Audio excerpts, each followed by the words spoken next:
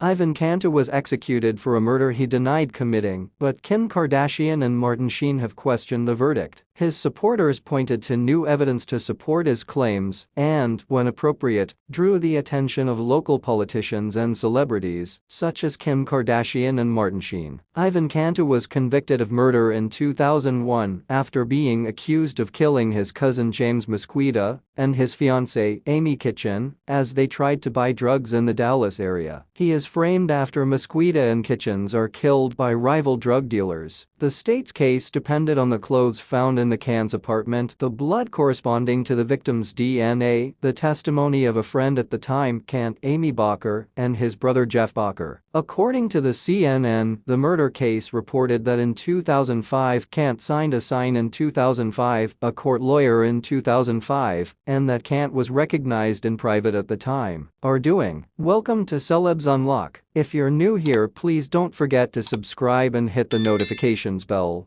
so you don't miss out on any of our upcoming celebrity gists. Since then, this incident has accumulated evidence of official history and is mostly in the podcast Blood Cousins, created in 2023 by Matt Duff, a private investigator, which has been discussing in recent YouTube videos. I have drawn attention. In the case of a case, there is a reasonable suspicion. The caliper prevents Cant's death sentence, emphasizes the contradiction of the deadly Amy Butcher's testimony, and Cant defends his lawyer. We confirmed that we were and emphasized to claim. Other data indicates that Cant was formulated. Last spring, a Texas judge postponed the execution date after Jeff Butcher admitted in court documents that he lied when he said Cantu told him about the murder and that Cantu asked Butcher. These efforts were intensified last spring with the April date set to help clean up the crime scene, but the victory was short-lived and Cantu's options were limited this week. The Texas Board of Pardons and Parole, the Texas Court of Criminal Appeals, and the Federal Court of Appeals rejected Cantu's bid to have his sentence commuted or suspended, CNN reported. Cantu gained some influential supporters and advocates. Since then, several jurors in the original case have publicly questioned the legitimacy of the verdict. Actor Martin Sheen and death penalty advocate sister Helen Prejean have called for a new trial, and Kim Kardashian has already spoken out.